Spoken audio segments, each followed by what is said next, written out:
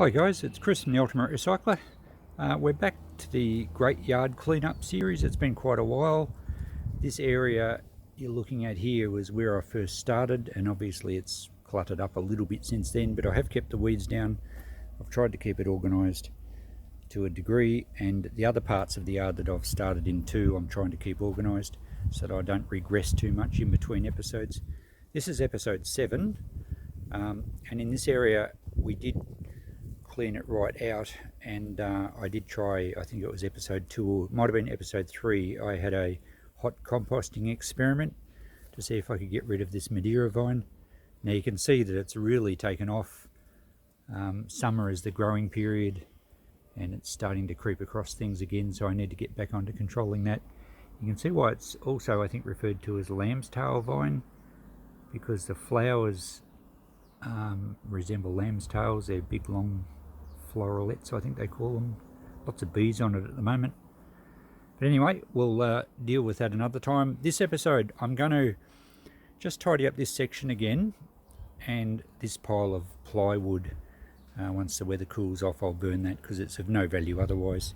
I'm using an old washing machine barrel as a fire pit, and I'm going to try and use that to smelt some aluminium at some stage in a future episode. Now this episode's primarily concerning all my firewood. When I clean out sheds, a lot of times there's scrap timber, sometimes there's old timber lying behind the shed that's really only good for firewood. I do rescue and use some of the stuff that's handy and use it for building purposes, but most of this is really just scrap timber. Now a while ago in a shed cleanup I got this old saw bench. Now it's a fairly early, sort of possibly even homemade. It's got a good size electric motor on it, belt drive, timber top, and it's got a tungsten tip blade on it, and I have fired it up. It does run really well.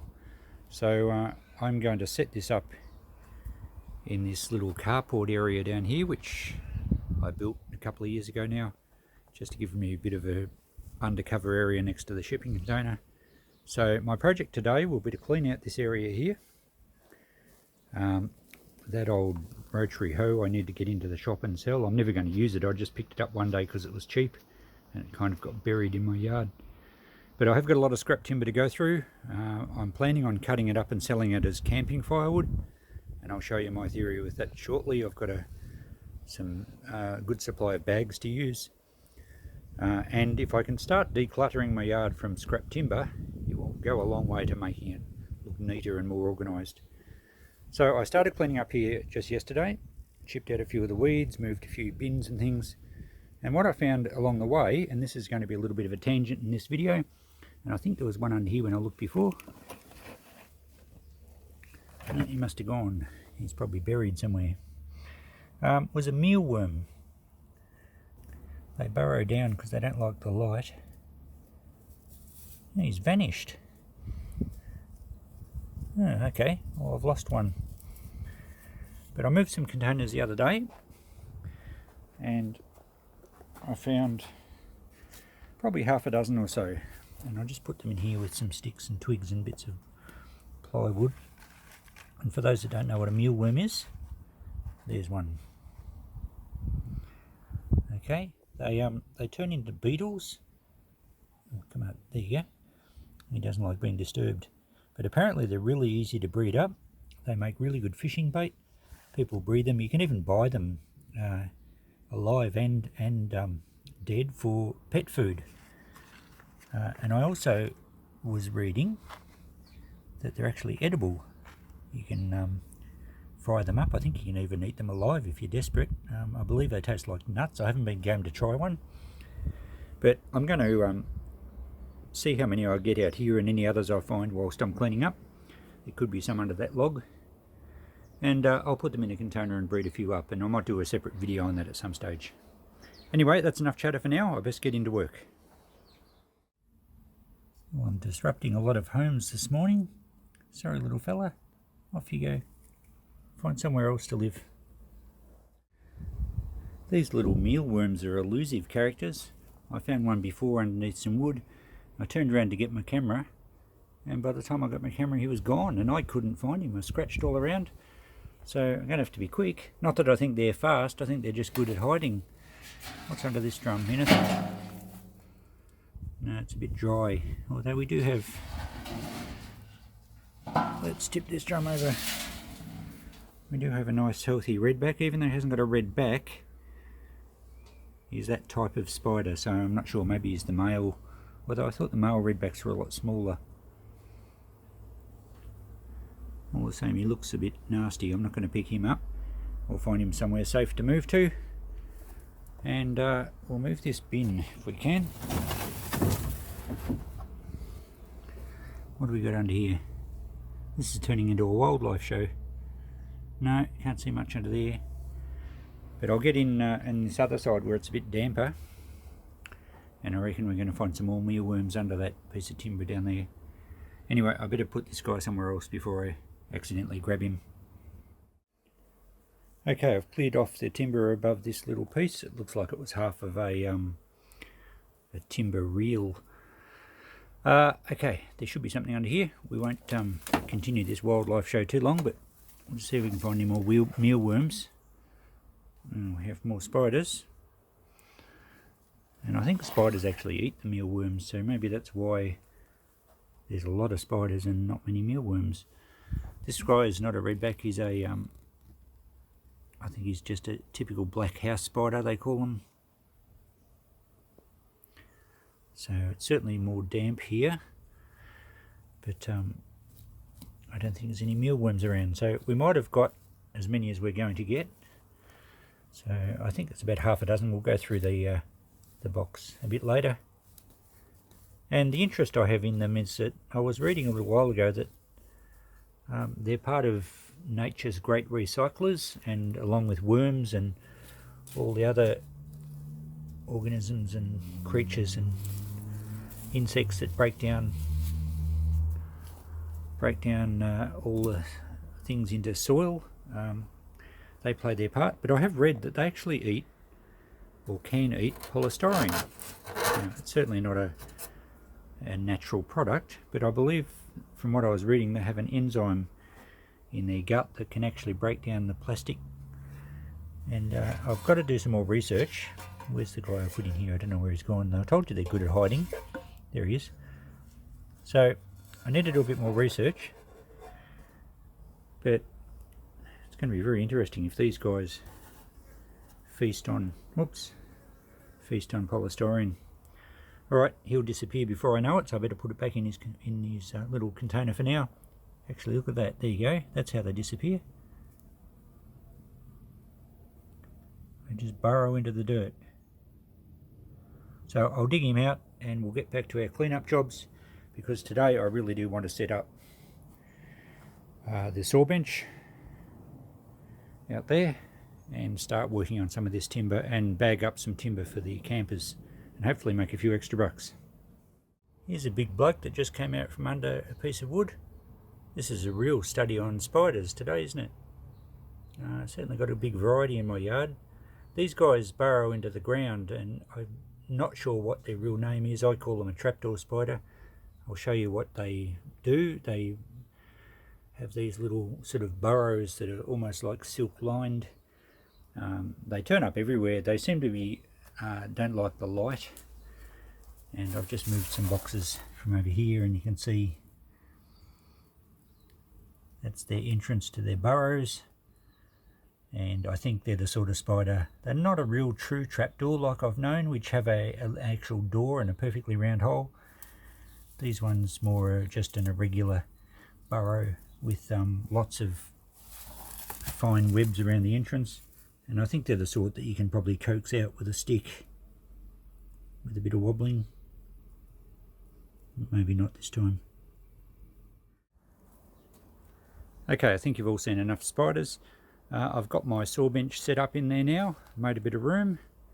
The wood pile's got quite massive, so I might just run a cord down here. I'll need an extension cord and fire the saw up and buzz a few lengths of wood, and I'll show you what I'm going to sell them in.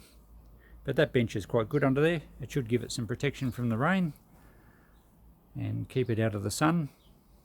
I might throw a tarp over it anyway when I'm not using it, but This time of the year we're just coming into autumn. The nights are getting chilly. The campers are going to be lighting campfires because fire restrictions have been lifted, and it means that I can turn this big pile of stuff. A lot of it's just old boards from pallets. You know, I make things out of pallets all the time, but a lot of these boards are split. It's only cheap timber. It's usually badly warped. That one's got a fair bow in it. But it'll be great timber for campfires. It'll burn nice and quickly, easy to light, and I might as well clean up my yard whilst making a few dollars. Okay, I'm pretty happy with how the little wood shed looks now. It's, as I said, it's really just a bit of a veranda I built out of scrap materials up against the side of my shipping container. And now I'm pretty happy I'll be able to process a lot of this timber, and as I clean out people's sheds, any timber that's not going to be useful will be moved to this section. Now, my secret ingredient in selling firewood is these paper bags. They're flour bags. Now, I get them out of the skip over the road behind the bakery, where I get my coffee grounds, and they also save me food scraps for my worms. And I also grab plastic buckets and things that are very handy. And they throw out, look, probably a dozen of these a week at least. And they're going to be perfect for firewood because they're not introducing rubbish anywhere. If a camper comes in and buys a bag of firewood, and I filled this one up, I've already done some cutting on the saw bench and it works really well. So if a camper comes in and buys a bag of firewood, when they're out the bush and they've finished it, they can actually burn the bag. It's just paper, so it won't be any issues as far as rubbish left on the campsite. If the campers want to bring the bag back, that's fine, I don't mind. I can certainly refill them. I think other than getting wet, I think the bags are actually going to last for quite a while. They're quite strong, they're a good size, a little bit of flour left in the bottom. They're certainly going to be non-toxic because we eat the flour, and they're a great, as I said, they're a great size. And I've filled this one, I've just tested the bench out, and I've filled this one with pieces of pallet timber, and just, it'll be really good kindling. It's nice and dry, and as far as that being, that's full enough, I think. And if I put that on the scales,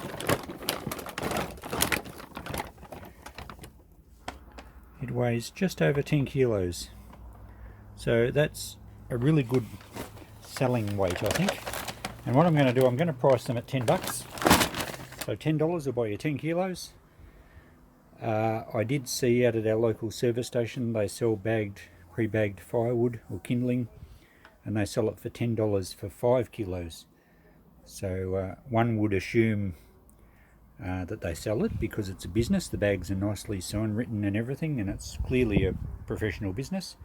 So mine will be half price in an environmentally friendly bag rather than a plastic bag that they use out there. So I think it'll go well. So that means that my overheads are zero, just a bit of time. The saw bench appears to work well.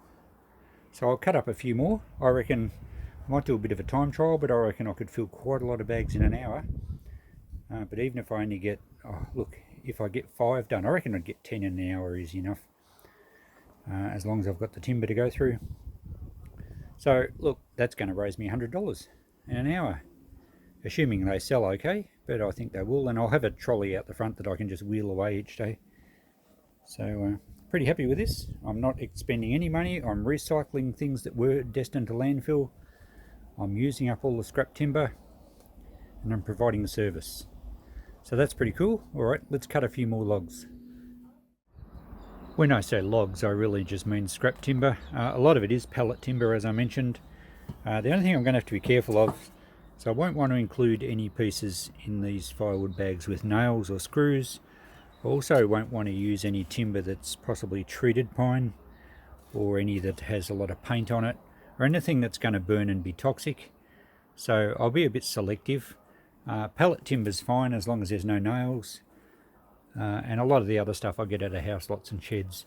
Look, even this, it's a very, very old shovel handle or something. It'll be great kindling, nice dry timber. Bit of pine's going to be okay, but I'll probably go mainly for hardwood. Of course, nails I'm going to have to be careful of with the blade. I don't want to damage the blade. Although I do get a lot of these blades out of shed lots, so I should have a good supply of them, but I'll be as careful as I can be. Any scrap timber that I don't think is suitable for the campers, I'll put in this big bay around here, which I do need to clean out, because there's a lot of good timber in here I can sell. But anything with nails and that sort of stuff I shall save for my own use. As I did hint at earlier, I'll possibly be setting up a bit of a furnace for maybe doing some smelting of aluminium down the track, and that'll give me good fuel for that. Okay, well, let's cut up a couple of planks. I'll show you how it works.